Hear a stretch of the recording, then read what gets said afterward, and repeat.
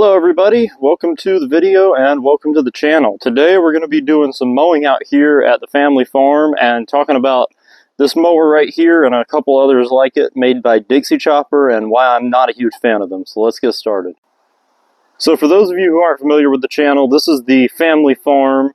This is where I keep my trailers and my mowers. And I try to keep it mowed whenever I can because I get to keep my stuff here rent-free.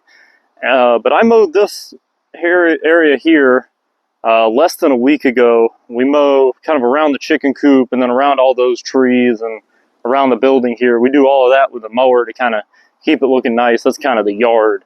And it's been 5 or 6 days since I cut it. And if I get down here, you can see it's already gotten very tall and very thick. And we keep all this maintained with the lawnmower. We cut it every week or two. Everything else we do with the tractor and the bush hog, and I need to get out here probably next week and bush hog the fields because they're getting pretty bad too. But today we're talking about the lawnmower. This is a Dixie Chopper Silver Eagle 2760. This is a 2012 model lawnmower. My grandfather bought it, I believe, new from the local dealership, and it is a piece of junk. And unfortunately, I also own a couple mowers from this brand. So we're going to talk about this brand a little bit, do some short reviews on these mowers, and get you guys some footage of cutting the grass while we talk about it a little more. So the first thing on this mower that I'm not a fan of, I don't know if you can really see it anywhere, but it took me a while to figure this out. But this motor is actually a Generac. You can see it in the red letters there. Now, Generac is not typically known for their lawnmower engines, and there's a good reason for that. This motor is extremely underpowered. This is a 27 horse motor, and I mean, this is a 60-inch deck, but I have had multiple times where I will be cutting with the chute here wide open, and it will just completely clog up in there, even with the chute open, and it'll literally clog up so much. Grass is not wet, you know, maybe if it's moderately thick, it'll clog up so much that if I don't shut the mower off and pull it out by hand, it will actually kill the engine. I have never seen a mower deck that clumps as much as this one does with the chute open. And speaking of the chute, this is a guard, which I do like the concept of this. A lot of other mower brands have this, where you run it open most of the time, and then to close it, like if you need to get this side up along something for some reason, you just push this out and you drop it down, and now your chute is blocked, it's closed. But this chute blocker doesn't actually work very well as a chute blocker, because instead of kind of evening out the grass like a lot of these do and a lot of mulching plugs do, it'll just kind of leave a really thick windrow behind it when this is shut. It may be that mulching blades would help with that a little bit, but yeah, nothing about the deck design on this machine impresses me. It's not particularly easy to do maintenance on it either.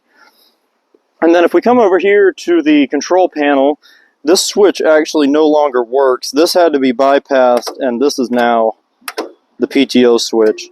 And for whatever reason, these Generac motors will only start and stay running at high RPMs. You really cannot idle this motor or it will just shut off. And it's been like that the whole time we've had it. And then also, the controls are just so poorly designed. It's kind of hard to see on video, but the controls don't really move back and forth smooth or gradual or anything. They're really jerky, which it makes the machine jerk a lot, and it's very difficult to do a straight line with this mower. The control sticks are just not designed well, and that's not wear or old age or anything. They've been like that as long as we've had the mower. Now, Dixie Chopper boasts to be the world's fastest lawnmower, and that's probably not true anymore, but at the time this mower came out, it probably was the fastest stock lawnmower in the world. The problem with that is, this mower has no suspension seat, and no rear end suspension, and no front end suspension. Which means unless you're just driving down the road, you can't actually run this machine at full speed because it'll just beat you to death. I've tried to run at full speed across these fields. It's not fun. Also, the blade tip speed on this mower is not fast enough to keep up with the actual speeds that it can achieve. So even though it may have the fastest travel speed, it's actually one of the slowest mowing mowers that I have used, especially when you're dealing with really stringy grass like this. But let's go look at some of the ones that I have, because they're a little newer and they're not really any better. So this right here is one of my Dixie choppers. This is a Dixie Chopper Pursuit. It is a 36-inch hydrostatic walk-behind mower. And what that means is you walk behind it, obviously, but then your controls are just like a zero turn. You got your, it's hard to do one-handed, but you got your forward and your reverse and your steering's all on here. And this machine has 32.2 hours on it, and it boasts to be commercial grade, of course, because it's a walk behind. This has a Briggs & Stratton motor on it. A Briggs & Stratton motor, for those of you who know a whole lot of anything about small engines, does not belong on a commercial lawnmower, and this mower has proved it to me. I bought 4 Dixie Chopper mowers at once, and we'll get into that a little more in some of the voiceover footage while I'm mowing. But I bought 4 at once from a landscaper going out of business, thinking that I could flip them and sell them for some extra money. I have had this mower listed for sale for over a year now, and I have not, for the life of me, been able to sell it. I tried to run it for a little bit because I have a gear drive walk behind, and I thought, you know, it would be nice to have a hydro walk behind, and maybe their walk behinds are better than their zero turns. They're not. One of the fuel lines started leaking with, again, only 33 hours on it, so I had to replace that, and it had just all kinds of electrical issues where it was shutting off randomly, and I ended up having to replace all of the relays on it. And then also, this is just a little nitpicky, but the PTO thing just pops right off. It's just a cheap junk piece of plastic, which I know they're all plastic, but I've never had one that does that before. So this mower is just not well built. This is commercial grade in name only. This thing has fallen apart almost every time I've tried to use it. And not only that, but just in the time it's been sitting here, it has fallen apart. This tire has dry rotted, which will happen, I know, when you leave something sitting for a while. And then I had a guy interested in it, wanted a video of it running, so I went to fire it up. It wouldn't start. I already put a new battery on it because it was having starting problems before, but I put the jump box on it, and I've been coming out here and letting this thing run on a fairly regular basis to try and keep that new battery intact, even though I wasn't using it. But I put the jump box on it and finally got it to start, but this machine will not stay running unless the choke is on. As soon as you turn the choke off on this machine, it shuts down. So, and that literally has happened while it was just sitting. It ran fine when I listed it for sale, and now it's got all sorts of problems that I'm trying to figure out. So if anybody knows why a mower like this would, number one, be losing charge on a brand new battery that I was letting run fairly frequently before, and number two, will not run unless the choke is on, let me know. I've been very disappointed with this purchase, and this is not the worst of the bunch. So over here we have my 2 zero-turn mowers. We have a Dixie Chopper Eagle. This is a 2018 54-inch cut. And then over here we have my little 2004 Hustler Fast Track with a 52-inch deck.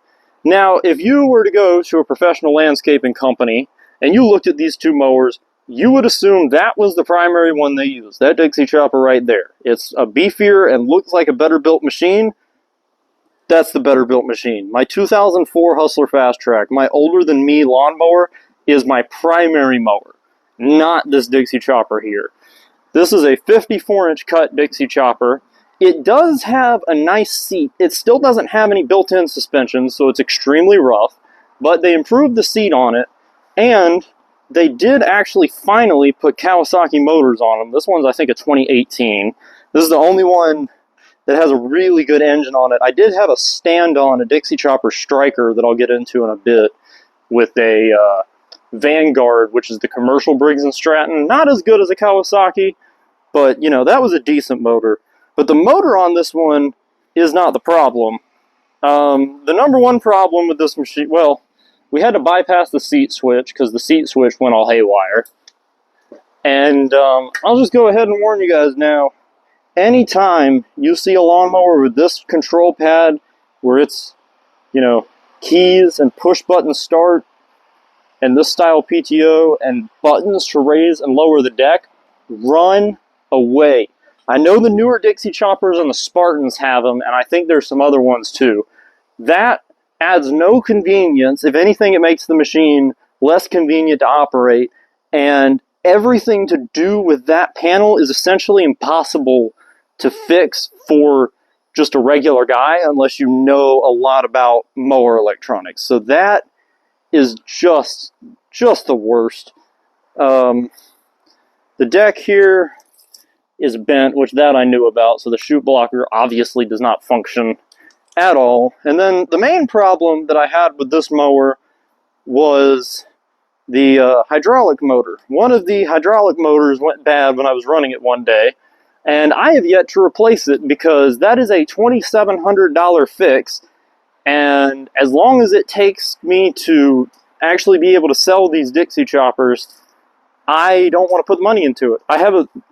I'm trying to sell it as is for like $2 grand right now, and maybe somebody can rebuild that or replace it and have a decent mower for a little while. But if I don't get it sold this winter, honestly, it's probably getting torn down for parts. The Kawasaki might end up going on the 2004 Hustler Fast Track, and I'll be making a video on that mower too, because it seems a little strange that a professional lawn care business is running such an old mower. And I don't know what year my Bobcat is, but I have a fairly old Bobcat walk behind on the trailer over there too. So I'll get into those mowers and why I run such old mowers for my business. But yeah, this one has just been junk. And if it doesn't get sold as is by this winter, the Kawasaki is probably going on the Hustler. The seat might go on the Hustler, although it might be a little too big. And I'll just break the rest of it down and sell whatever usable parts there are. So I'll sell the tires, I'll sell the working hydro motor, and I'll probably get more money out of it like that than I will just selling it as is or fixing it and trying to sell it. Because I've had, like I said, I've had that Dixie chopper walk behind listed for over a year now. It took me nearly a year to sell the stand on. And then I had another zero turn. It was 2750, so very similar to the one we have over there. And that one took me over a year to get rid of, and I didn't actually even end up selling it. I actually traded it for my jet ski that you guys saw over there when I was showing you the walk behind. So that ended up being a really good deal, because I had that mower listed for like $3,500, and a guy messaged me wanting to trade for this jet ski, which at the time I got it was like probably worth about $5,500. So that was a good deal, and this thing's been a lot of fun. That's about the only good thing that's come out of me buying those Dixie choppers. But we're going to get some of this grass cut, and VoiceOver Me is going to talk to you a little bit more about the deal I made with those Dixie choppers I bought, why I bought them, why I shouldn't have bought them, why I will never buy them again, and what I plan to do about it.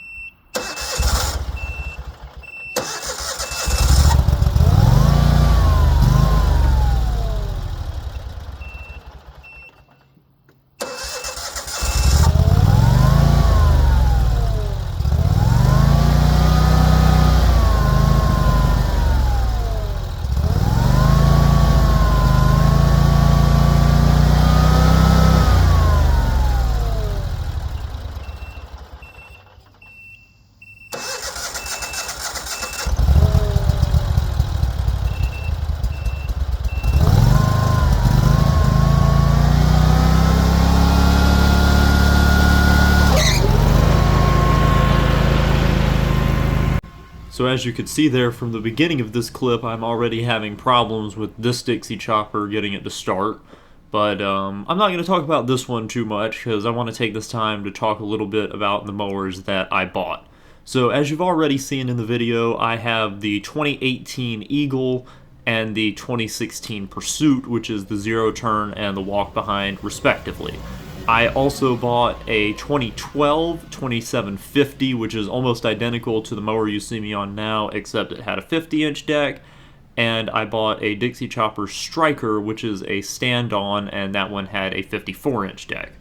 I bought all four of these mowers in May of 2023 for $12,000.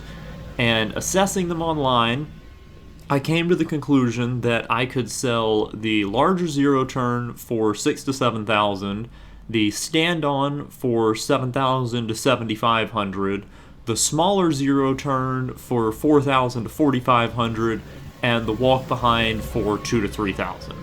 Which, even if you look at the lower end of those prices, that is well over $12,000. I thought I was easily going to turn a profit on these mowers. And that was the first mistake I made, was I was looking at what people had listed them for and not what they were actually selling them for. If you're buying something to flip, it's always good to look at what it is selling for and not just what it is listed for, because very often things are sold for less than what they are listed for. So the first mower I started trying to sell was the 2750. I knew from running this 2760 that I absolutely did not want that mower. I wanted it gone. I started trying to sell that mower in May of 2023, and I only used it twice the whole time I owned it, and I didn't end up getting rid of it until I traded it for my jet ski in August of 2024. So I had that machine for about 15 months listed for sale, because Dixie Chopper just isn't a reputable brand, and a lot of people do not want to buy them. So I had a very hard time selling that mower. And then I decided, you know what, I'll try out the other three, because maybe Dixie Choppers improved, they're newer models, they're different mowers, let's see how they go.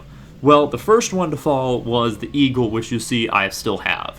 The first problem I had was it kept shutting off when I was running it. That turned out to be the seat switch, no big deal, we bypassed that. Well, then the hydraulic motor went out, and that was a little more difficult, because a hydraulic motor for that machine is $2,700, and I realized that it wasn't worth, as far as selling it went, what I could actually get for it. So it's been sitting for a long time while I thought about maybe getting a hydraulic motor and fixing it, but I've decided for what I think now I could actually sell it for, that's really not worth doing. So that mower's just kind of sat, and unless I can sell it as is, it's probably going to be parted out. But I have now had that for over 2 years at this point. It is July of 2025 at the time that I am recording this. The next one to fall was the walk behind, which again I still have. That one broke down, and I fixed it. I have been trying to sell that mower for close to 2 years now. I believe I listed that mower in either September or October of 2023, and it is, again, currently July of 2025, and even with me not using it and it just sitting, it keeps falling apart, which has made it quite impossible to sell. The only mower that I actually managed to sell for cash was the Dixie Chopper Striker. I actually really liked the Striker. That was the 54-inch stand-on mower, and briefly considered keeping it, but the starter went out, and it was a fairly expensive replacement, and I decided, as bad a luck as I had had with the rest of them, I was just going to get rid of it. So I managed to sell the Dixie Chopper Striker in either April or May of 2024. So it took me a year before I could get rid of any of these mowers, and I managed to sell that one for, I believe it was either $5,200 or $5,300. So as it stands, I bought these mowers at $12,000 thinking I would make a profit on them. In over 2 years, I have only sold one of them fully running for cash for either $5,200 or $5,300, and I traded one for a jet ski worth about $5,500. So for a $12,000 purchase, I'm currently just short of $11,000. I'm at like $10,600 or $10,700 in value. So I'm only $1,200 or $1,300 short of making a profit. I guess probably closer to about $1,500 or $1,600 once you include the cost of the starter for the other mower. But yeah, if I could just sell one more of these mowers even as is, I can at least break even. But I am not making anywhere near the $19,000 to $22,000 that I was expecting to make off of them, and that's a big lesson learned. I definitely will not be buying anything from this brand again.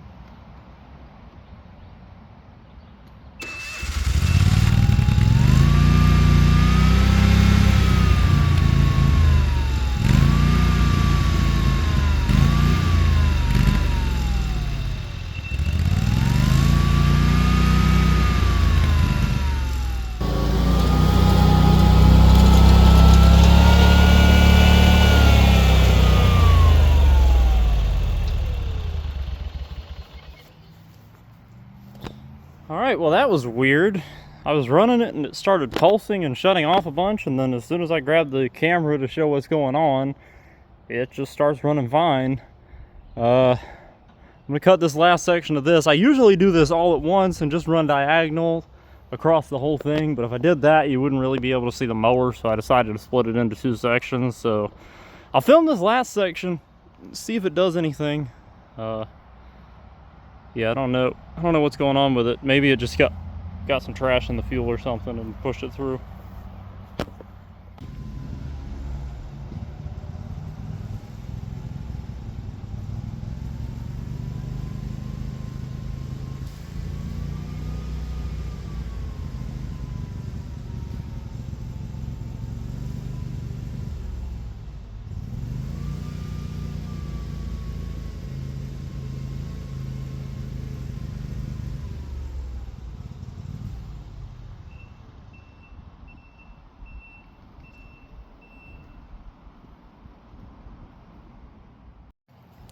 Well, it has happened again. I'm not sure how well you guys could hear it because I wasn't super close to the camera, but it started doing the exact same thing again. It started bogging. I pulled the choke, it held fine, but it didn't like running the choke and the blades at the same time, so it shut off. The fuel filter on this is fairly new. You can see it right there. It's possible that it's clogged or that there's some trash in the fuel system. You can see here I've got it set to the left tank, and the left tank has plenty of fuel. It's almost completely full. So I don't know what's going on with this thing, but I'm gonna put it in the shop, and I guess I'm finishing with the Hustler today. Well, I can already hear the allegations. Oh, you came out here to make a video about how bad Dixie choppers are, so you sabotaged that Dixie chopper to make it break down while you were making the video to prove your point. And to tell you the truth, I can't disprove that. I can say that that is not what happened, and you can choose to believe me or you can choose not to, but I would never sabotage a lawnmower that I did not own, certainly. But even if I did own it, I would not do that for the purposes of a video. It just happened to start having problems, and at the time of doing this voiceover, I still have not had the time to figure out exactly what it is. So I'm using my 2004 Hustler Fast Track to finish this off instead.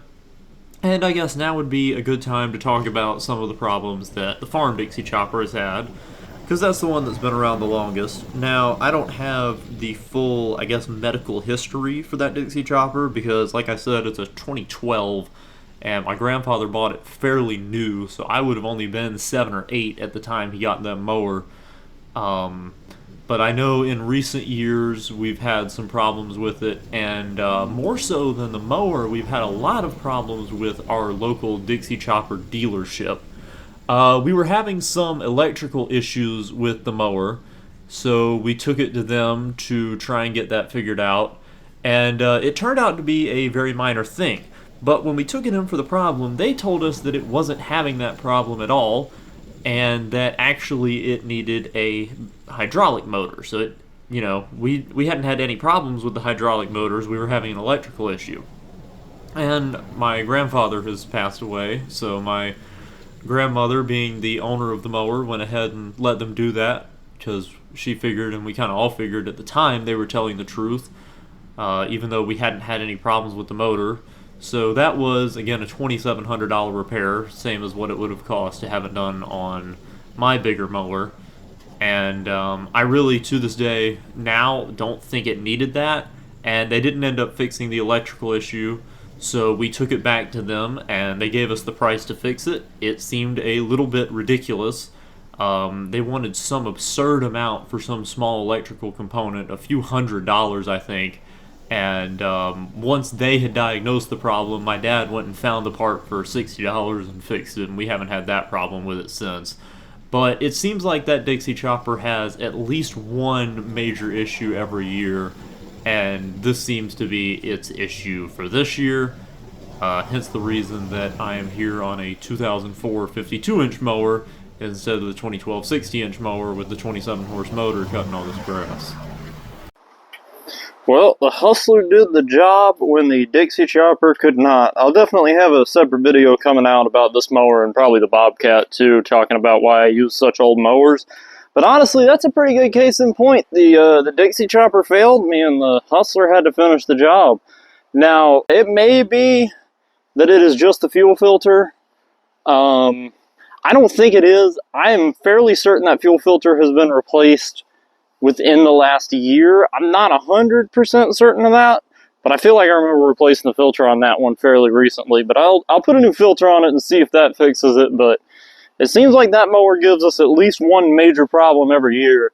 So I don't know. It may be that this is the major issue for the year. So I'm sure that a few questions arise from having seen this video now. The first one being, why do we even still have this mower? Well, this mower is not mine to sell. I probably would have gotten rid of it by now if it was. But honestly, even then, the other reason we still have it is kind of the same reason that I still have the Hustler. It just doesn't get used, It's not like it's getting used 5 days a week, and new mowers are so expensive that it makes more sense to just keep fixing this one than it does to go out and buy a brand new one. Another question that probably comes to your minds is, why don't I just mow everything out here with the Hustler since I like it so much better? And that's just because of efficiency. While I can't run this mower at full speed because the blade tip speed is not fast enough to match the mower speed, I can still move faster with this than I can with the Hustler, and the deck is 60 inches on this one while it's only 52 on the Hustler. So doing all this with this mower is about 20 to 30 minutes faster than doing the whole thing with the Hustler, and I have done it all with the Hustler before.